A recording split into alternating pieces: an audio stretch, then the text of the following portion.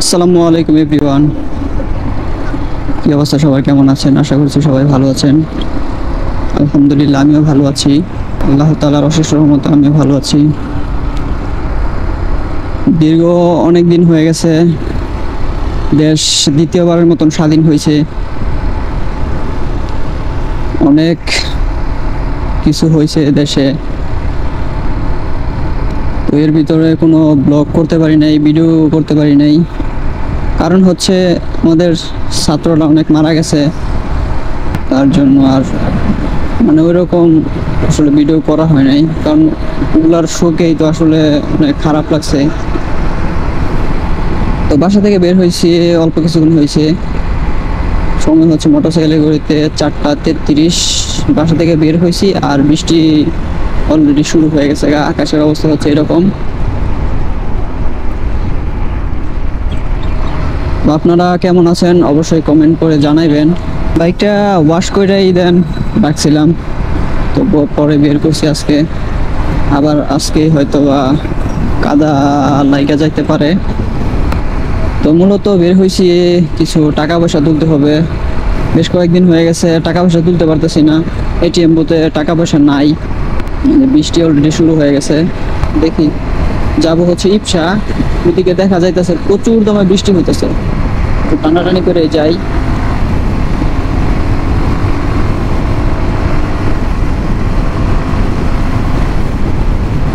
এই হচ্ছে অবস্থা বর্তমানের।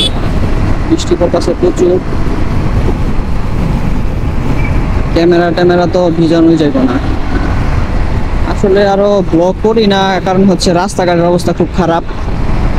আমাদের ভিতর থেকে রাস্তা আপনারা তো জানেনই, একটু বৃষ্টি হলে আর বের হওয়া যায় না। তার জন্য আর বাইক নিয়ে তো বের হইতে মনে চায় না। তো এখন বামে যাব। এদিকের উপরের লেখাগুলো দেখি ই করে ফেলেছে। আর হচ্ছে টাকা পয়সা তোলা না যাওয়ার কারণটা হচ্ছে, যখনই বৃহস্পতিবার সিরিয়াল পড়া যায় 8 তারিখ 10 তারিখ এরকম, তখন এই টাকাটার টান পড়া যায়। এটিএম বুথে টাকা থাকে না। এই জায়গা আবার কি হলো? জাস্ট দাঁড়াইছে।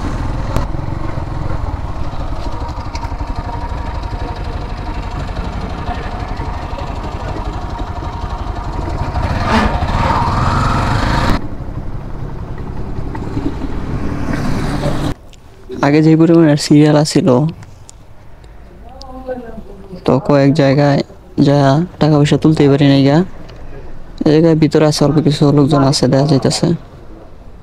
তো দেখা যাইতেছে টাকা মনে হয় আছে সম্ভবত।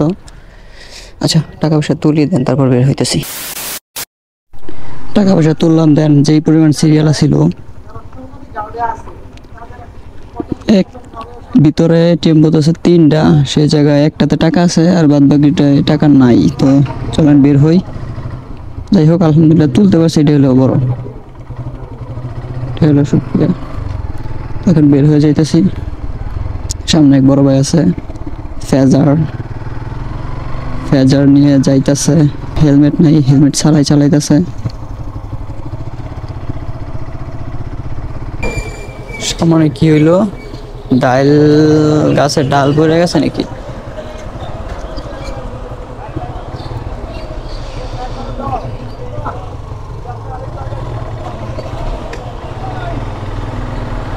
আল্লাহ বাঁচাইছে, কারোর ক্ষয়ক্ষতি হয় নাই।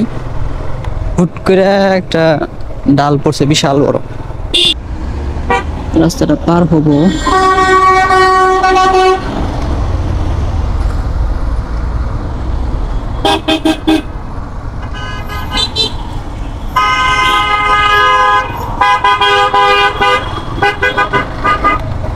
আসলে পার হয়ে যাই।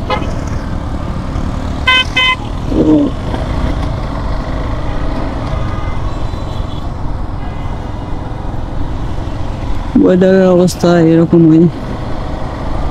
আসলে এরকম তেমন কিছু বলার নাই, আস্তে আস্তে দেশ এভাবে চলবে। মূলত ক্যামেরাটা চেক করার জন্য বের হয়েছি। আর ইদানিং শুনতেছি ফুয়েলের দাম কমবে হয়তো, দেখি কতটুকু কমে, কমলে ভালো। আসলে ফুয়েলের দাম যদি কমে তাহলে মোটামুটি সব জিনিসের দামই কমবে, কারণ হচ্ছে যাতায়াত খরচটাই যদি বাইরে যায় তাহলে তো দ্রব্যমূল্যের দাম আরো ঊর্ধ্বগতি হবেই, আর দাম বাড়বে, তাই না?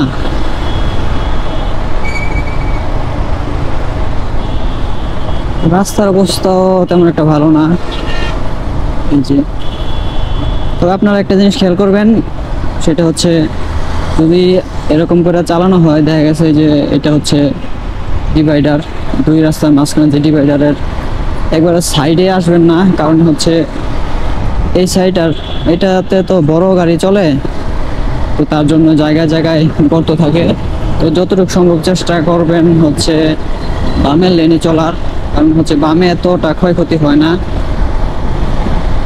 ডানের এই শেষ পর্যন্ত, শেষ মাথা পর্যন্ত, মানে ডানের এই পর্যন্ত হচ্ছে মানে গর্ত হয়ে যায়।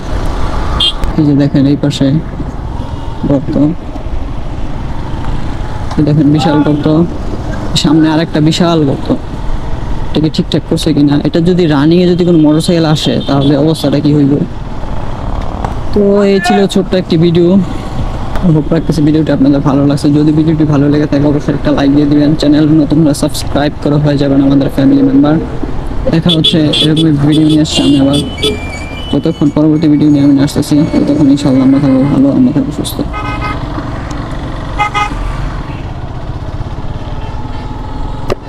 ভালো থাকবেন, সুস্থ থাকবেন, আল্লাহ হাফেজ।